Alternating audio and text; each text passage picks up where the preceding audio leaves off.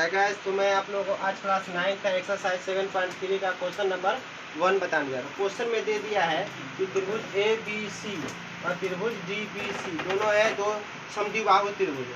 और इसमें जो है एडी को यानी कि एडी को बीसी पर इस तरह से बढ़ाया गया जो बिंदु पी पर क्या कर रहा है, प्रतिच्छेद कर रहा है, मध्य बिंदु पर प्रतिच्छेद कर रहा है। तो क्वेश्चन में हमको बोल दिया है कि त्रिभुज ए बी डी सर्वांगसम त्रिभुज ए सी डी दिखाने के लिए। तो त्रिभुज ए बी डी और त्रिभुज ए सी डी यानी कि एक त्रिभुज ए बी डी और त्रिभुज ए सी डी इसको सर्वांगसम दिखाना है। और दूसरा क्वेश्चन कह दिया त्रिभुज ए पी पी तो ए बी पी तो त्रिभुज ए बी पी और दूसरा क्वेश्चन है त्रिभुज ए सी पी तो ए सी पी। ये क्वेश्चन है, दोनों को क्या कहा है, सर्वांगसम दिखाने के लिए। तो पहला क्वेश्चन को हम सॉल्व करते हैं। तो पहला क्वेश्चन है त्रिभुज ए बी डी और त्रिभुज ए सी डी दोनों को सर्वांगसम दिखाना है।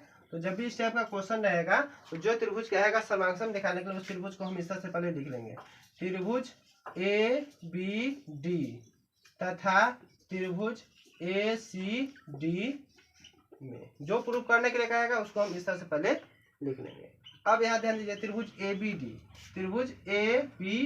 ये है और त्रिभुज ए सी डी ये है, ठीक है। अब यहाँ पर देखिए दोनों में क्या है, तो ये पहले एक चीज, इससे पहले गौर कीजिएगा, उससे पहले ए बी सी एक समद्विबाहु त्रिभुज है। समद्विबाहु त्रिभुज मतलब क्या हो गया कि ए बी सी जब समद्विबाहु त्रिभुज है तो ये भुजा जो होगा इस भुजा के क्या होगा, बराबर होगा। मतलब ये ए बी जो होगा वो ए सी के बराबर होगा। तो यानी कि इस त्रिभुज में भी क्या आ रहा है, वो यानी ए बी डी में भी और ए सी डी में भी क्या आ रहा है, यानी कि ये यानी ए बी टी में आ रहा है, यानी ए बी भुजा आ रहा है और ए सी डी में ए सी भुजा रहा है। तो ए बी बराबर वो ए सी हो जाएगा। तो क्या हो जाएगा, ए बी बराबर ए सी। अब आगे ध्यान दीजिएगा, अगला जो है यानी कि त्रिभुज डी, यानी ये कब हुआ पता है ना, यानी त्रिभुज ए बी सी है ना, एक समद्विबाहु त्रिभुज है। क्या है, समद्विबाहु त्रिभुज है। अब आगे ध्यान रखिएगा, इसमें फिर अगला जो है ध्यान दीजिएगा हमको, यानी कि यहाँ पर ध्यान दीजिएगा बी डी और डी सी ये दोनों बराबर है। अब कैसे बराबर वो भी ध्यान दीजिएगा। यहाँ पर डी बी सी त्रिभुज डी बी सी जो है वो भी एक समद्विबाहु त्रिभुज है।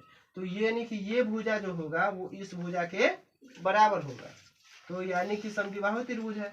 तो यहाँ पर लिख लेंगे हम, यानी कि इस त्रिभुज यानी यहाँ पर ध्यान दीजिएगा, इस त्रिभुज में ये भुजा और इस त्रिभुज में ये भुजा, ठीक है, बराबर होगा।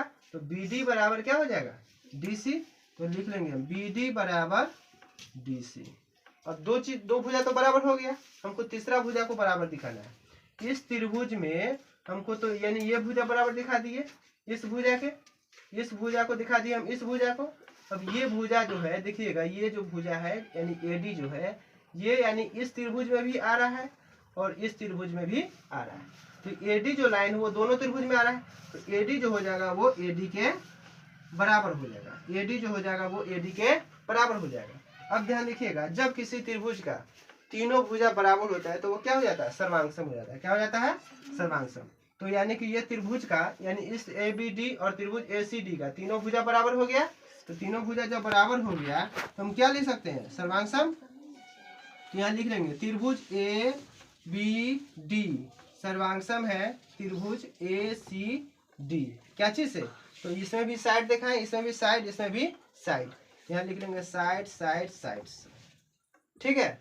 अगला ध्यान दीजिएगा, अगला क्वेश्चन क्या कहा है, त्रिभुज ए बी पी और त्रिभुज ए सी पी सर्वांगसम दिखाना है। दूसरा क्वेश्चन जो कहा है त्रिभुज ए बी पी और त्रिभुज ए सी पी इसको सर्वांगसम दिखाना है। तो हम क्या लिखेंगे, त्रिभुज ए बी पी तथा त्रिभुज ए सी पी में। तो ध्यान दीजिएगा, हमको त्रिभुज ए बी पी और त्रिभुज ए सी पी में देखना है। तो ए बी पी खोजेंगे क्या है, तो ए बी पी ये है और त्रिभुज ए सी पी ये है। अब दोनों में ध्यान दीजिएगा क्या बराबर है, तो ए बी पी में ए बी भुजा देखिए और त्रिभुज ए सी पी में ए सी भुजा देखिए, दोनों बराबर है। तो ए बी बराबर क्या लिख लेंगे, ए सी। क्या लिख लेंगे हम, ए बी बराबर ए सी। अब उसके बाद ध्यान रखिएगा, यहाँ पर यहाँ पर हमको ध्यान दीजिएगा, अब यहाँ पर ये बीपी जो है वो पीसी के बराबर होगा। क्यों होगा? क्योंकि यहाँ जो एडी को जो बढ़ाया गया पी बिंदु तक, तो ये मध्य बिंदु पर प्रतिच्छेद कर रहा है। क्वेश्चन में दे दिया गया है, कहा गया है कि ये एडी को जो पी बिंदु तक बढ़ाया गया तो वो मध्य बिंदु पर प्रतिच्छेद कर रहा है। तो मध्य बिंदु पर प्रतिच्छेद कर रहा है मतलब बीसी को क्या कर रहा है, दो समान भागों में बांट रहा है। तो यानी बीपी जो हो जाएगा वो पीसी के बराबर हो जाएगा। तो बीपी बराबर पीसी। और तीसरा जो होगा, ध्यान दीजिएगा, ये जो एपी जो है वो एपी है ना, यानी कि ये इस त्रिभुज में भी एपी आ रहा है और ये इस त्रिभुज में भी एपी आ रहा है, तो दोनों में आ रहा है। तो एपी बराबर क्या लिख लेंगे हम, एपी बराबर एपी। और जब किसी त्रिभुज का है ना, जब किसी दो त्रिभुज का है ना तीनों भुजा बराबर हो तो क्या हो जाएगा, सर्वांग। तो ध्यान दीजिएगा, ए बी पी और ए सी पी में, यानी ए बी जो हो गया वो ए सी के बराबर हो गया, बीपी जो हो गया वो पीसी के बराबर हो गया, और एपी जो हो गया वो एपी के, यानी एपी जो है दोनों में आ रहा है, तो एपी जो हो गया वो एपी के बराबर हो गया। तो जब बराबर हो गया तो हम सर्वांग लिख सकते हैं। तो त्रिभुज ए बी पी, त्रिभुज ए बी पी सर्वांग है त्रिभुज ए सी पी के। ठीक है, और क्या चीज है, तो तीनों हम दिखाए साइड साइड साइड से, तो यहाँ लिख लेंगे साइड साइड साइड से। तो यही आपका आंसर हो गया। यदि आपको पढ़ाई समझ में आए तो चैनल को सब्सक्राइब करें, लाइक करें, शेयर करें। इसी के साथ जय हिंद, जय भारत।